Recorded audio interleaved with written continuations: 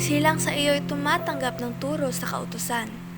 Mga awit 74:12. Ako po si Leona, kasalukuyang naninirahan dito po sa probinsya ng Bulacan. Kung papaano po ako hinango ng ating Panginoon Hesus. Sa lusak ng kasalanan ang siyang ko pong ibabahagi rito po sa Tadikalang Lagot. Ganito po iyon.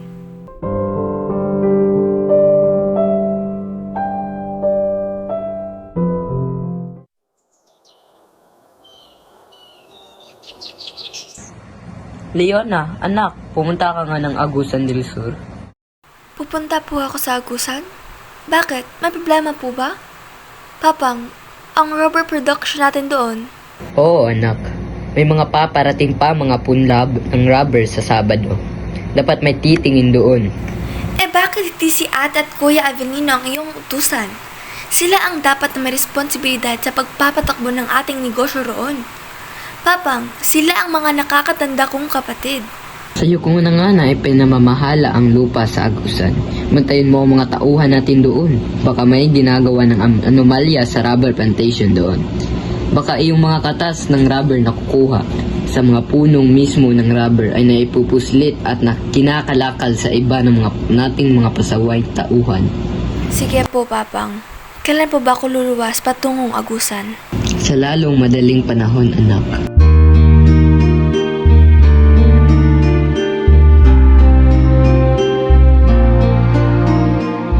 Papang, talaga po?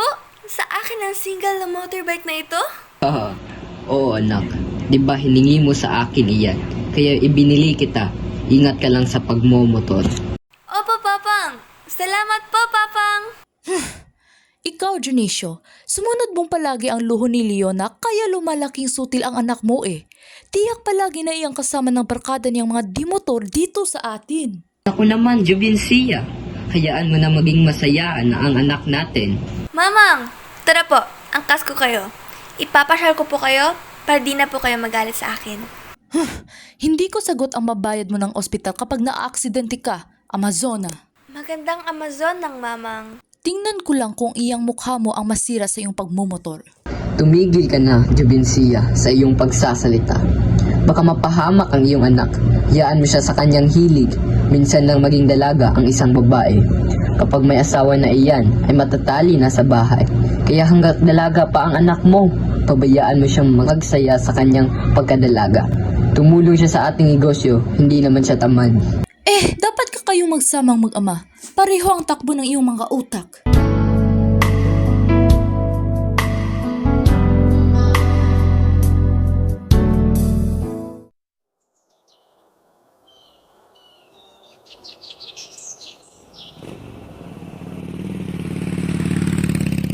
Si mamang talaga, super sungit. Palibhasa, may pagkakastila. Dugo ng isang Kastila ang umiira sa kanya at hindi dugong Pilipino. Kaya mata pobre, masungit, pasaway rin. Salamat na lang at hindi ako nagmana sa kanya. Sarap talagang i-drive ang bagong motor na ito. Leona, paspasan natin at matutulin ang mga kasamahan natin. Tayo na lang naiiwan sa pagpapatakbo ng motor. Sayang motor mo, bago pa naman. Gusto nilang mapasiklaban ko sila sa pagmomotor? Itotodo ko na itong silyador. Abak, kumataw ka na. Hintayin mo kami, Leona. Ang bilis mong magpatakbo. Kumain ka ng alikabok. Habol! Aya, todo gasolina na ako. Ha? Susod ako sa buhanginan. Leona! Leona! Leona! Buhay ka ba? Leona! Ari ko po ang braso ko namamanhid. Buhay pa ako. Bruha ka! Tulungan mo ako!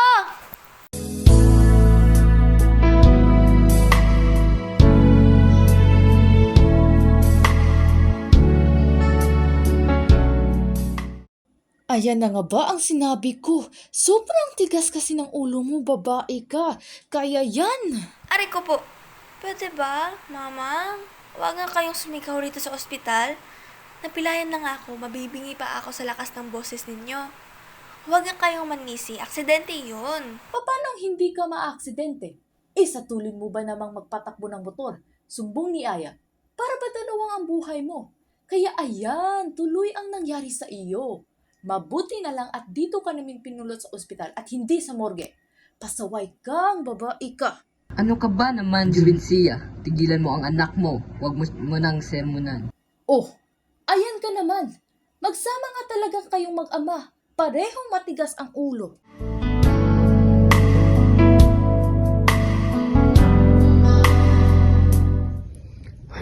Kamusta, Inday Leona?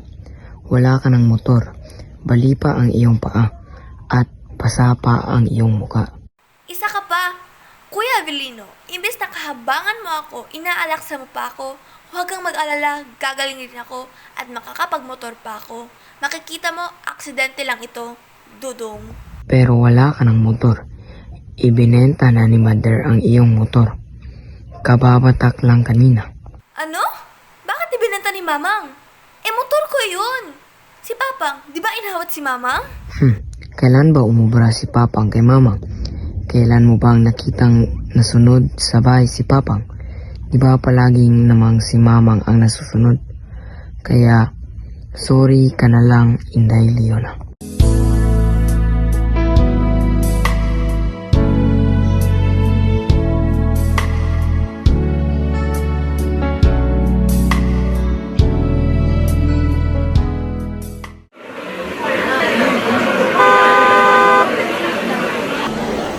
Sa wakas, nandito na ako sa Maynila. Mabuti itong nagpakalayo-layo na ako. Dito, sarili ko lang ang buhay ko. Wala nang mama na nakikialam kapag may maganda na nangyari sa buhay ko. Saka na kung babalik sa Agusan del Sur, ipapakita ko kay mamang na kaya ko mamuhay na wala sila ni Papang sa aking tabi. Kanila na ang yaman nila, sa akin ang kalayaan ko. Leona, hayon na ang sundo natin. Si Manong Rodney, hayon sa jeep.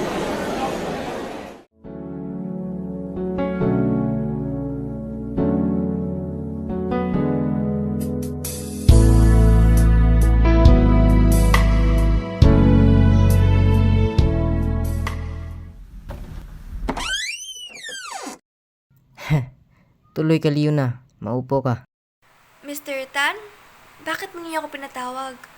May nagawa po ba akong mali sa trabaho ko po? Pagpasensyahan na po ninyo ako.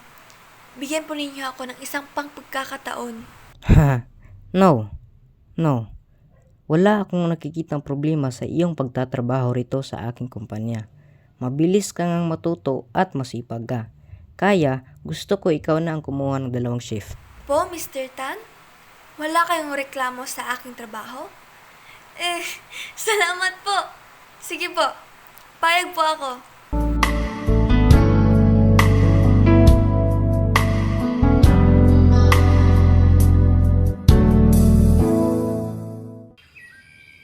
Ang sipag mo namang magtrabaho kapitbahay, parang may pinapakain kang isang batalyon. Bakit ka nakikialam? Anong pake mo sa akin? Naku miss, na-offend ka ata. Sorry, wala lang yun. Natutuwa lang ako kasi ang sipag-sipag mo. Sorry. Pwes ako hindi natutuwa sa pangingialam mo. Ganyan ba kayo rito sa Maynila? Ang buhay na may buhay ang pinakikialaman ninyo? Kasi sa pinanggalingan kong lugar, ang mga tao doon hindi chismoso na kagaya mo. At kung ikaw ay may planong manligaw sa akin, ngayon pa lang, busted ka na. Chismoso. Lapit sa akin at huwag matakot ka. Papawiin ang luha, ulan ay titila na kahit Ikaw talaga, Leona. Hanggang dito sa Maynila, dala mo pa rin ang pagkasulit mo. Kawawa naman itong tao, ipinahiya mo. Di bali kung sana walang nakaririnig, nandoon pa naman iyong guard. Tumigil ka nga riyan, Aya. Ano bang pinakain sa'yo ng pakialamerong yun at kaibait-bait mo sa kanya? Huwag mong sabihin may pagtingin ka sa lokong yun.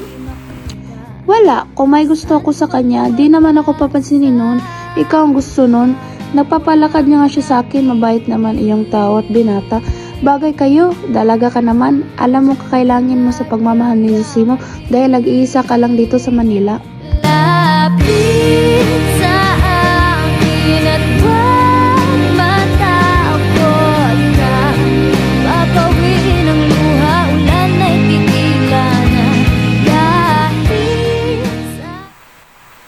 kailan pa masama pakiramdam ko.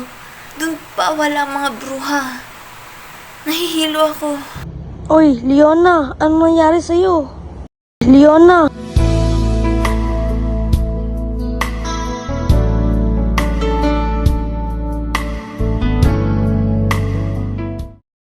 Salamat sa tulong at nasalo mo ako, Zosimo. Buti hindi ka nagalit sa akin, Leona. Mabuti at nandun ako kasunod mo. Kung nagkataon, sa lupa ka babagsak. Alam mo bang inadya talaga ito ng tadhana? Nasa mga bisig ko, ikaw bumagsak.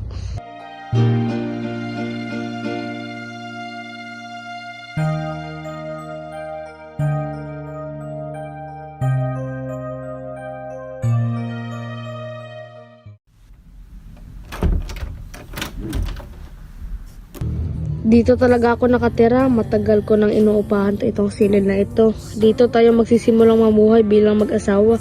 Magsusumikap ako ng husto para sa ating magiging anak at sa ating kinabukasan. Zosimo, hindi naman ako nang hangad ng malumong buhay. Sapat na sa akin ang mahalin mo ako. Kung meron pang hihigit sa pagmamahal, ibibigay ko sa iyo, Leona. Pinakamamahal kita. Ikaw ang pag-ibig na hinintay. Puso ay nalumbay ng kay tagal.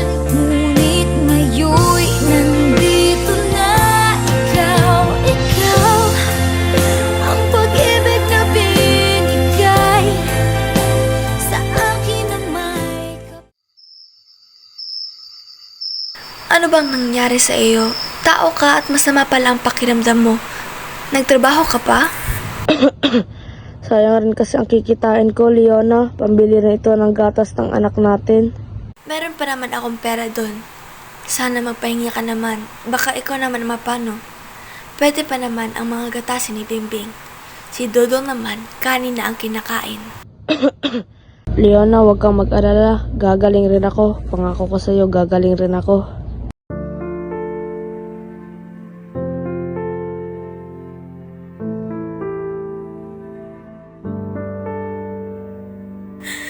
Zosimo, akala ko matatagalan pang ating pagsasama. Sabi mo sa akin, gusto mo pang makita ang mga apo mo kay Dodong. At gusto mo pang makita na ikinakasal si Bimbing. Pero bakit iniwan mo na kami? Paano na kami mga bata ngayong wala ka na? Zosimo!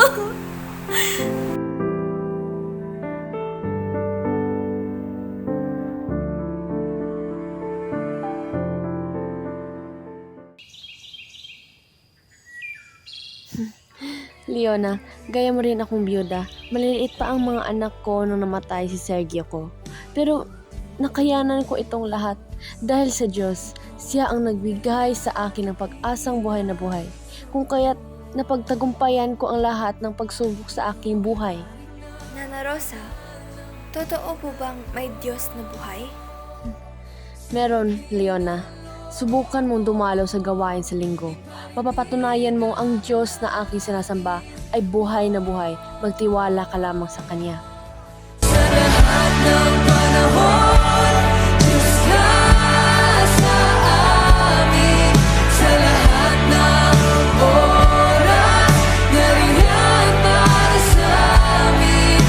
Sinubukan ko pong dumalo sa simbahan na kung saan dumadalo si Nana Rosa. At totoo nga pong buhay ang Diyos na kanila sinasamba roon. Maraming himalang ginawa ang Diyos sa aming mag-iina. At kailanman hindi niya kami pinabayaan ng Diyos sa gitna ng aming kahirapan sa buhay. Palaging may tugon ang Diyos. Purihin po ang ating Panginoon. Hanggang sa muli, Leona.